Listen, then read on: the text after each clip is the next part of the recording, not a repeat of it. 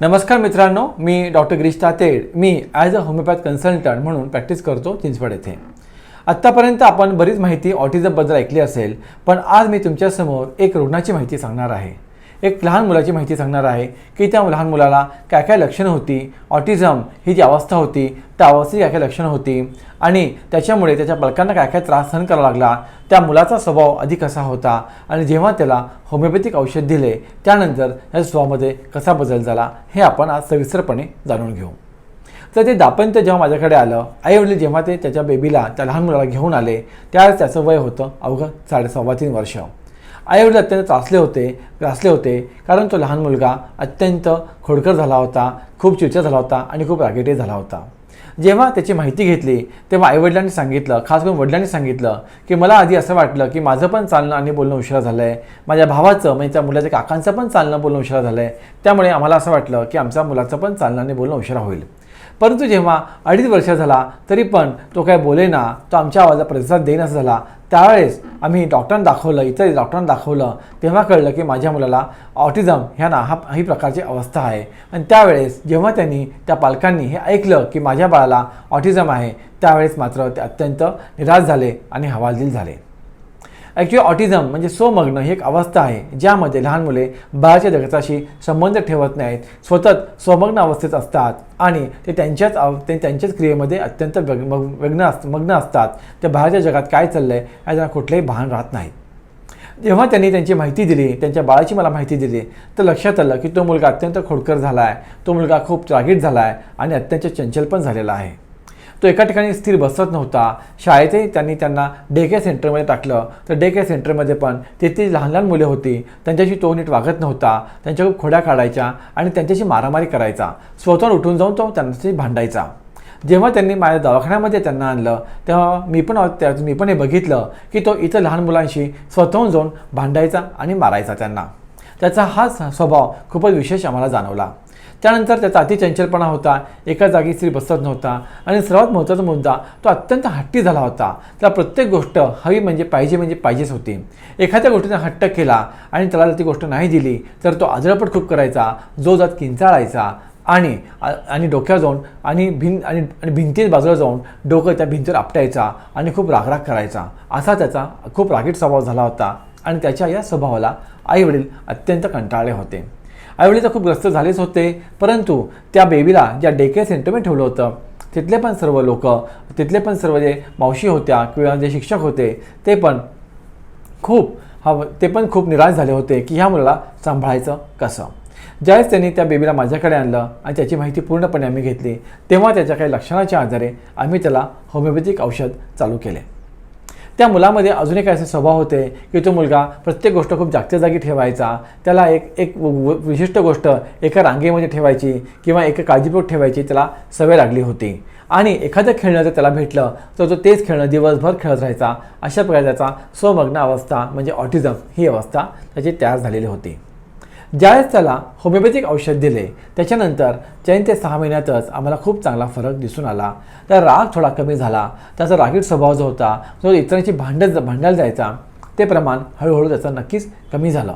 आणि जेव्हा त्याचे प्रमाण कमी झालं, हळूहळू तो स्वमग्न म्हणजे ऑटिझम या अवस्थेतून बाहेर यायला लागला आणि मुख्य म्हणजे आईवडिलांच्या आवाजाला तो प्रतिसाद द्यायला लागला, जो प्रतिसाद त्याचा अजिबातच पूर्वी नव्हता. म्हणजे सर्वप्रथम याचा राग कमी झाला, आईवडिलांच्या आवाजाला प्रतिसाद द्यायला लागला, हट्टीपणा कमी झाला आणि आईवडील सांगतात ते थोडं तो ऐकायला लागला. शाळेतने रिपोर्ट आला की हा थोडा आता स्थिर बसतो, तो जे शिक्षक आहेत आणि जे मावशी जे आहेत त्यांचं तो आता ऐकायला लागलेला आहे आणि इतर मुलांशी पण चांगला खेळायला लागलेला आहे. माझा असा पूर्ण विश्वास आहे की तो मुलगा स्वमग्न किंवा ऑटिझम ह्या अवस्थेतून आता पूर्णपणे बाहेर पडेल. जेव्हा मी पालकांना विनंती केली तेव्हा पालकांनी त्यांचा तो अनुभव त्यांनी मला व्हिडिओ रेकॉर्डिंगमध्ये दिलेला आहे, तो आता आपण बघू. धन्यवाद.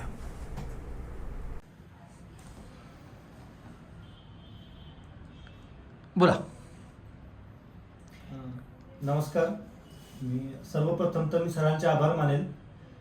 माझा मुलगा यशराज हा 4 महिन्याचा असताना थोडा त्याला ऑटिझम हा प्रकार आम्हाला डिटेक्ट झाल्यासारखं वाटलं. मग आम्ही सरांकडे आलो, ट्रीटमेंट स्टार्ट केली.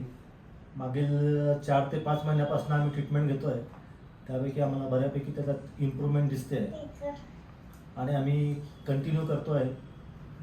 त्यातल्या त्यात सरांचं ट्रीटमेंटचं देण्याचं खूप चांगली पद्धत आहे. सर्व गोष्टी पॉझिटिव्ह आम्हाला मिळत आहेत. यशमध्ये मध्यंतरी काही दिवस खूप असं व्हायलेंट बिहेवियर आम्हाला जाणवत होतं अराउंड 2-3 महिन्यापासून. तर ते आता आम्हाला थोडं कमी झाल्यासारखं जाणवत आहे. ती इम्प्रूव्हमेंट वाटते. प्लस तो फार हायपर ॲक्टिव्ह पण होता. एका ठिकाणी असं बसत नव्हतं जास्त वेळ. ते पण आता इम्प्रूव्हमेंट वाटते. थोड्या वेळ तो बसतोय म्हणजे at least for few minutes he can sit at one place. तेवढं एक आहे.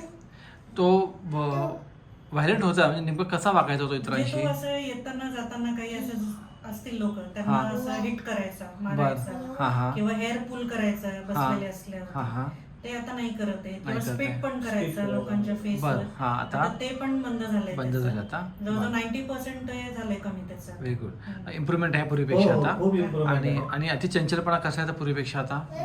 आता कमी आहे म्हणजे कमी आता? पूर्वीपेक्षा कमी आहे. कमी आता. हो. आता शाळेत जातो आता तो आता? आता स्कूलमध्ये जातोय. जातोय आता? 15 डेज पासून स्कूल चालू आहे अच्छा त्याची. शाळा त्याची नॉर्मल आहे? हो, नॉर्मल शाळेत टाकलं आहे. ओके ओके ठीक आहे. तुम्हाला ऑटिझम हे कसं कळलं? Actually थोडंसं आता आम्ही व्यवसायाने मी स्वतः डॉक्टर आहे.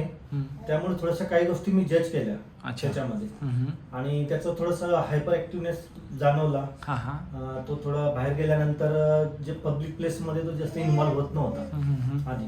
Socialize होत सोशलाइज होत नव्हता. हां हां हां त्यामुळे थोडंसं मला वाटलं का याला हे ऑटिझम हा प्रकार असावा. बरं आता मिक्सअप होतोय मुलाशी थोडाफार आता पूर्वीपेक्षा? आता बऱ्यापैकी मिक्सअप होतोय म्हणजे Mixup होतोय. आधीपेक्षा खूप ऍटलिस्ट 60-70% तरी तो मिक्सअप होतो. इम्प्रूव्हमेंट आहे ना आता? हो. अच्छा अच्छा व्हेरी गुड. अजून तुम्हाला काय इम्प्रूव्हमेंट वाटते पूर्वीपेक्षा?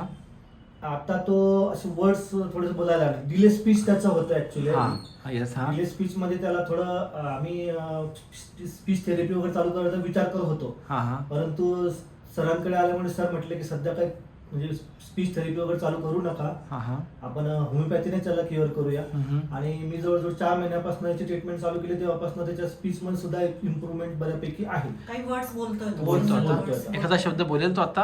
हो हो यू कॅन आस्क बोलेल. Him his name, you can say. तुझं नाव काय? यश. याला काय म्हणतात? हे काय आहे? काय हे? You can ask mobile. याला काय म्हणतात? याला काय म्हणतात? मोबाईल काय? Message. Message. Okay okay cut. Cut. Okay okay cut message. अच्छा अच्छा कॉपी पेस्ट. आणि तो रिमोट पण तुम्ही विचारू शकता. हां याला काय म्हणतात? त्याला काय म्हणतात? रिमोट. रिमोट. ओके म्हणजे पूर्वीपेक्षा याचं बोलणं पण इम्प्रूव्हमेंट आहे. हो. राग पण कमी झाला आहे. व्हायलन्स कमी आहे. अति चंचलपणा पण कमी आहे. All is improving now. आणि बोलणं इम्प्रूव्ह झालं ना पूर्वीपेक्षा? खूप improvement आहे. Okay no happy now? Yes, sir. we are happy. Okay thank you Thank you so much.